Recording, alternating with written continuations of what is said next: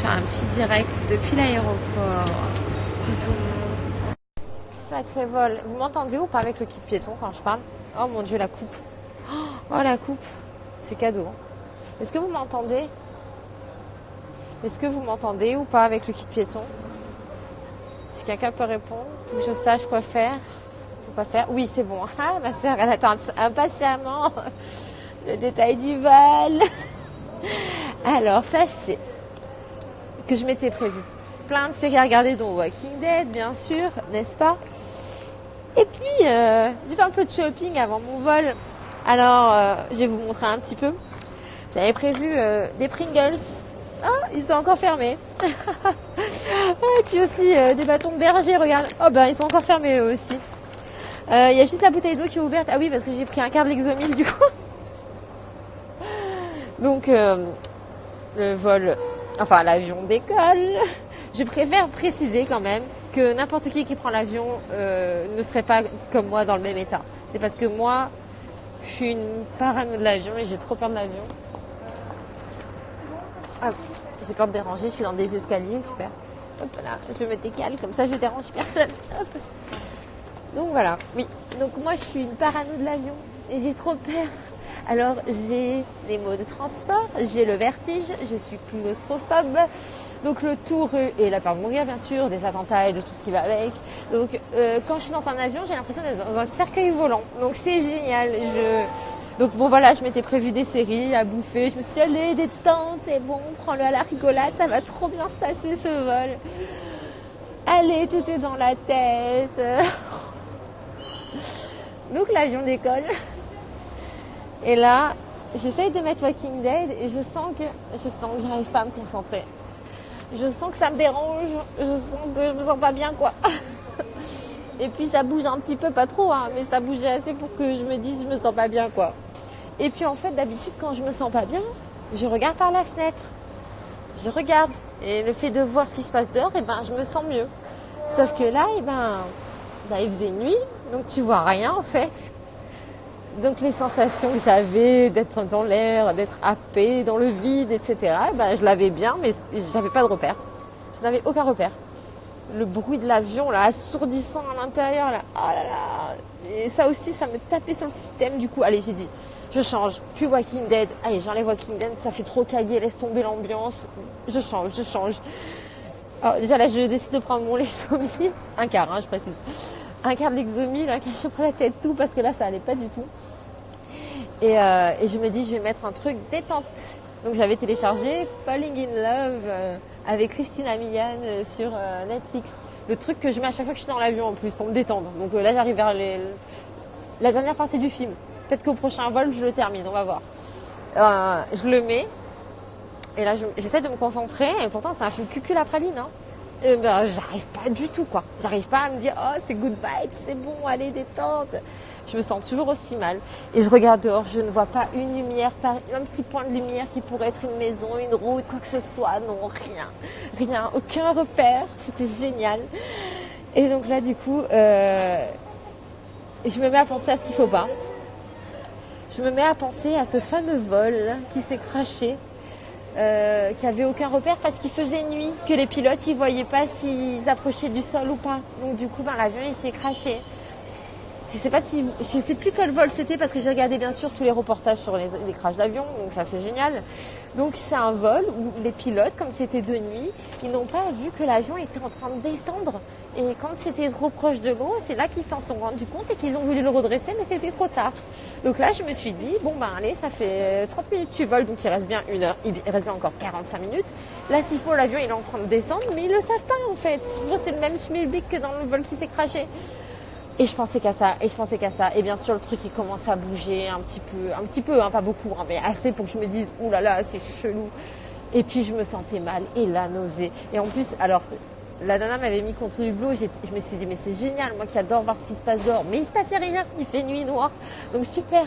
En fait, j'étais bloquée contre ce hublot. Elle était en train de à moitié dormir, à moitié sur son bouquin, son mari pareil. Donc, je me dis, là, je suis kéblo, qu'est-ce que je fais? Je compte la vie. Oh putain. Et j'avais envie de vomir. Et je regarde devant moi, ils avaient même pas mis de sac à vomir. Il y en a toujours d'habitude, là il n'y en avait même pas. Et je dis putain, mais j'ai envie de gerber, j'en peux plus. Je vais mourir dans cet avion. Je sais pas si vous avez déjà eu cette sensation où les secondes sont des heures. Ben là, c'était, voilà. Et puis en plus, je me disais, mais là, je suis pas arrivée, ma cocotte. Hein. Même s'il reste 45 minutes, t'as 45 minutes à baliser, à avoir envie de gerber, t'as le temps de vomir 10 fois, t'as le temps de te mettre dans des états de malade. Oh putain, j'étais trop mal. Et là, je me dis, bon, elle m'a laissé la place contre le hublot parce que ça avait stressé. J'ai vu que quand je commençais à stresser, elle me regardait un peu bizarre déjà, genre qu'est-ce qu'elle a. Et puis là, elle dormait à moitié avec son bouquin. Je dis putain et tout. Et là, je dis, excusez-moi, j'aimerais aller aux toilettes. Et là, je vois à sa tête que ça la faisait chier de se lever. En plus, son mari aussi a dû se lever.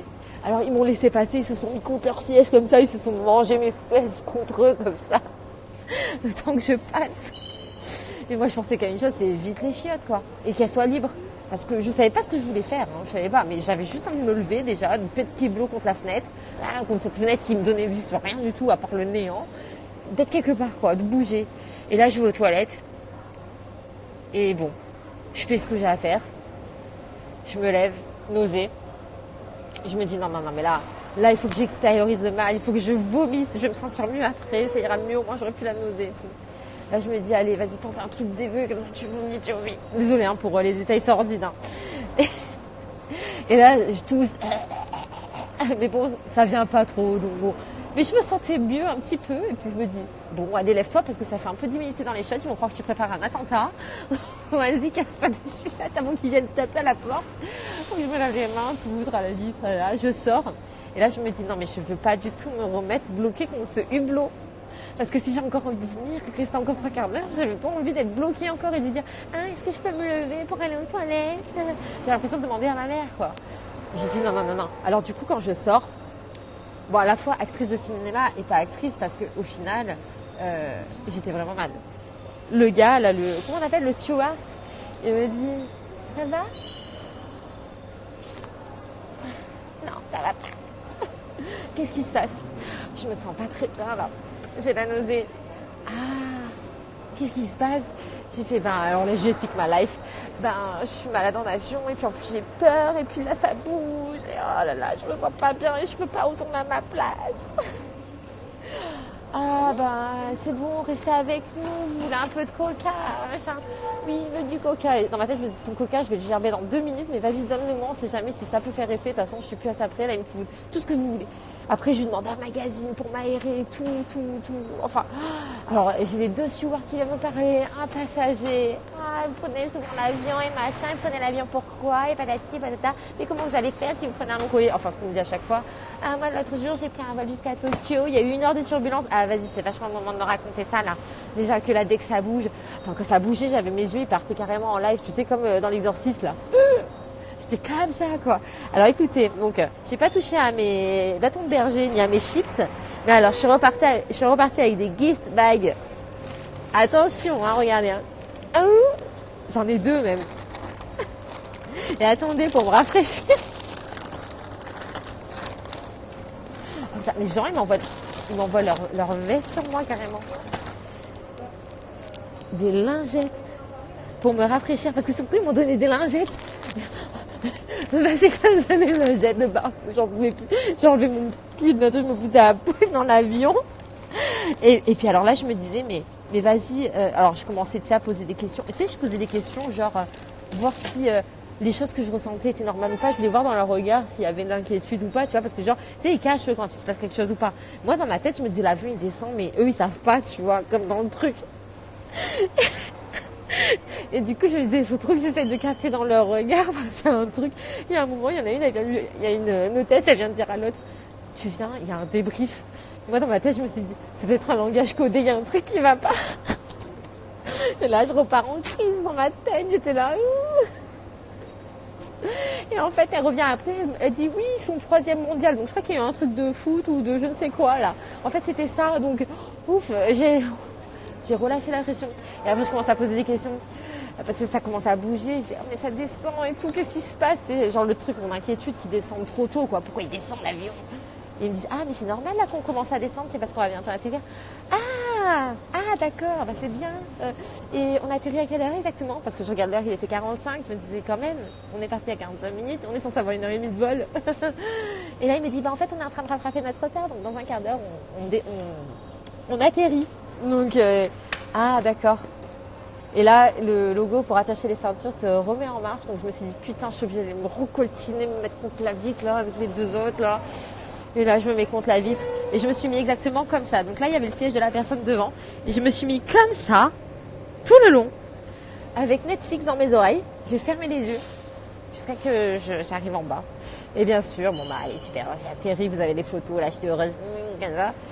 Et après, tous les benets, là, debout dans l'avion, là, je suis restée un quart d'heure à attendre, là, que tout le monde veuille bien sortir de l'avion.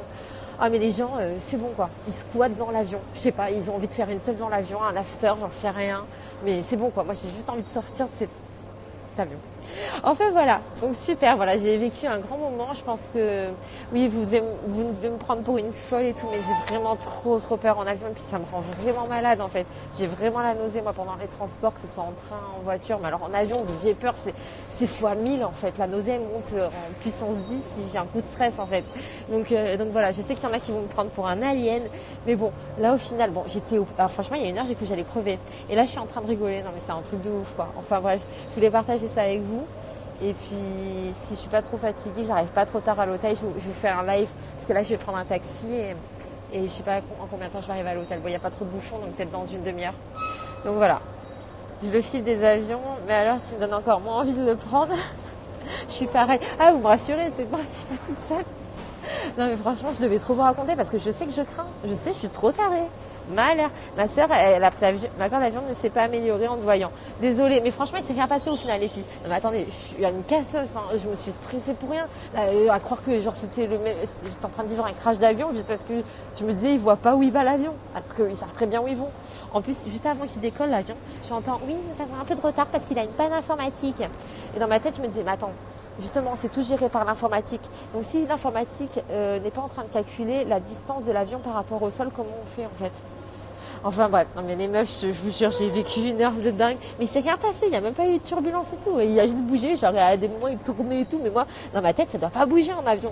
Sinon, ça me met en stress. Si ça bouge un tout petit peu, je me dis, qu'est-ce qui se passe? Enfin, ma soeur, elle le sait parce qu'elle a pris l'avion la dernière fois avec moi. On a trop rigolé. Enfin, on n'a pas rigolé sur le coup. Mais elle a rigolé de me voir comme ça. Parce qu'elle me disait, mais c'est normal qu'il bouge, il est en train de tourner. C'est normal, tu sais, il doit tourner comme une voiture. Et moi, j'étais là, non, c'est pas normal qu'il tourne. Mais j'ai trop peur qu'il fasse un flip et tout, tu sais, genre sur un coup de tête, tu sais, le pilote il pète un câble. Ça aussi, que les pilotes ils ont un souci mentaux ou quoi, tu vois. Enfin, un mental, excusez-moi. Genre, il leur pète un casque ou quoi, tu sais pas en fait. Moi, j'ai trop peur en avion. C'est une misère. J'ai des signaux d'alerte de partout, j'ai des radars enclenchés dès qu'il y a un truc pas normal, un passager ou quoi, mais je suis en flip. Enfin voilà, je suis désolée, je suis surexcitée parce que je suis tellement heureuse d'être en vie en fait. Donc voilà, donc maintenant il va falloir que j'aille à mon hôtel peut-être, en plus il faut que je mange. Voilà, et prendre mon taxi avant tout. J'espère que je vous ai bien fait rire parce que moi-même je me trouve hyper ridicule en fait. Mais voilà, je voulais partager ça avec vous. Écoutez, il n'y a pas de honte, on a toutes des phobies. Bon, je sais que c'est ridicule, mais bon écoutez, j'ai envie de partager ça avec vous. Soyons légers, soyons fun. Je vous embrasse et j'essaie de vous refaire un live quand j'arrive à l'hôtel. Gros bisous, et gros bisous particulièrement à ma petite soeur qui est en train de me suivre sur la vidéo. Bisous, bisous. Alors, il est minuit 11, je sais pas si quelqu'un est connecté.